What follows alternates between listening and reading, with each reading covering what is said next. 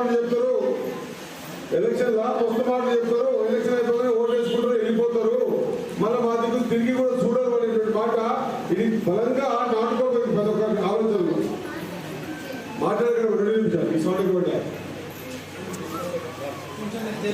దానిలో భాగంగానే ఎలక్షన్లలో చిన్నపల్ల గ్రామానికి వచ్చి ఒక ఎగ్జాంపుల్ తీసుకుంటే, ఎలక్షన్లలో చిన్నపల్ల గ్రామానికి వచ్చి అమ్మా మీరు ఆశీర్వాదం చేయండి, చాలా ఇబ్బందులు పడతా ఉన్నారు కదా, ఈ చిన్నసార్లు కనసార్లు సన్నకారు కుటుంబాలు, బీదలు బడుగులు, ఈ చిన్న చిన్న కుటుంబాలలో మీ ఇళ్ళల్లో కొంత ఇబ్బందులతో నడుస్తా ఉంది మీ వ్యవసాయం అంతా, లేదా మీ కుటుంబాలు వ్యవసాయం ఇబ్బంది పడతా ఉన్నారు, ఖచ్చితంగా మీకు మేము సహకారం చేస్తాం, ఇవాళ 6 గ్యారంటీ స్కీమ్స్ ఉన్నాయి మా దగ్గర, ఇవి మేము వస్తే ఇస్తామని చెప్పినాం.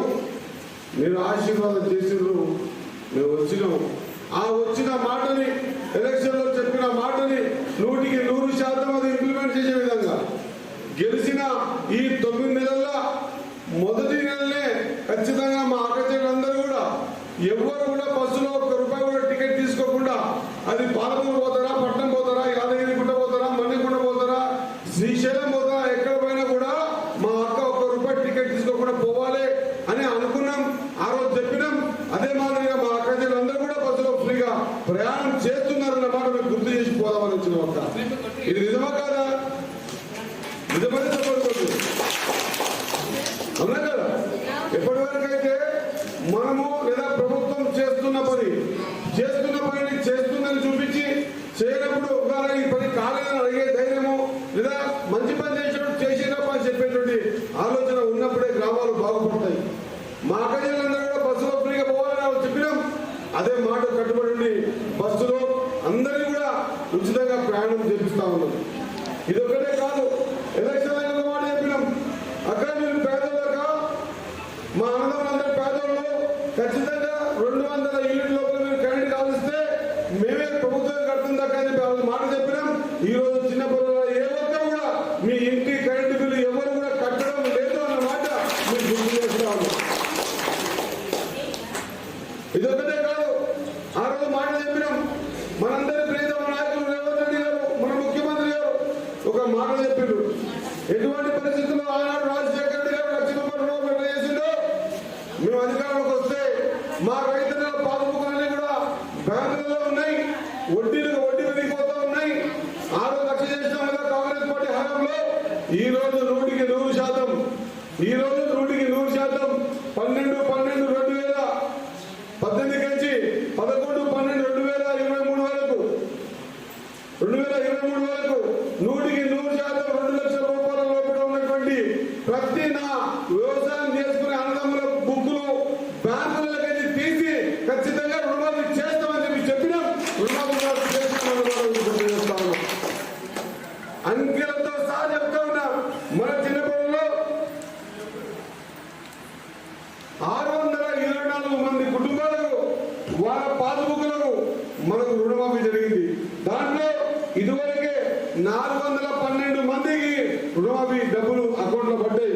ఇంకా 212 మందికి ఆధార్ కార్డు లింక్ లేకనో పేరు కొంత అక్కడిక్కడ ఉండో తప్పుండో 2 లక్షల పై ఉండో అవి మాత్రం మిగిలిపోయినాయి. కాబట్టి ఏవో గారు తెలియజేస్తా ఉన్నా, ఎటువంటి పరిస్థితుల్లో ఏవో గారు మండల హెడ్ క్వార్టర్ లో ఉంటారు, మీరందరూ కూడా పోవాలి, ఏవో గారిని కలవాలి, ఏవో గారిని కలిసి గ్రామంలో ఉన్న ముఖ్య నాయకులు తెలియజేస్తా ఉన్నా.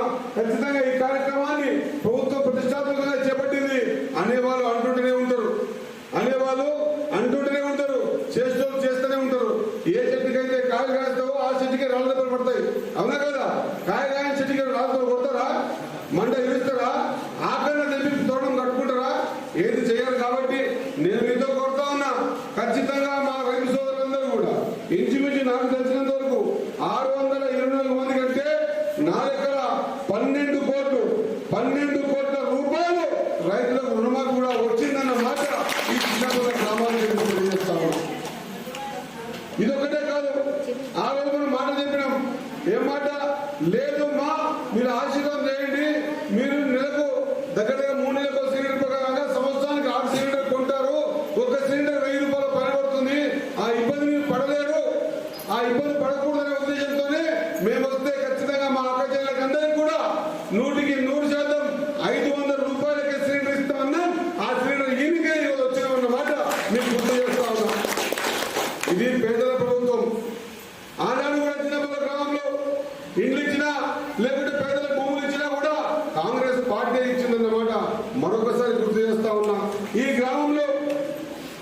గ్రామంలో మనం ఇదివరకే కొంత ఇబ్బందులు ఉన్నాయి, సీసీలు ఉన్నాయని చెప్పి మా సోదరులందరూ చెప్తే ఖచ్చితంగా 100% ఈ గ్రామం సంబంధించినటువంటి యువకుల మాట మనం ఖచ్చితంగా వినాలి.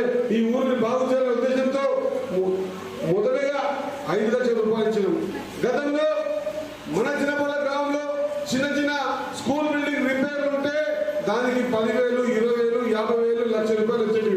కానీ ఈరోజు స్కూల్ బిల్డింగ్ల కోసం, విద్యా వ్యవస్థ కోసం, ఈ విద్యా వ్యవస్థ బలోపేతం కావాలని, బడుగు బలోపేతం కావాలని, ప్రభుత్వ బడుగు బలంగా ఉంటే తప్ప ఈ పేద మంది పిల్లలు చదివించలేదనే ఉద్దేశంతో ఖచ్చితంగా ఈ గ్రామానికి సంబంధించిన చిన్నపల్లకు 41,57,000 రూపాయలు స్కూల్ బిల్డింగ్లకు కూడా ఇవ్వడం జరిగిందన్న మాట తెలియజేస్తా ఉన్నాం.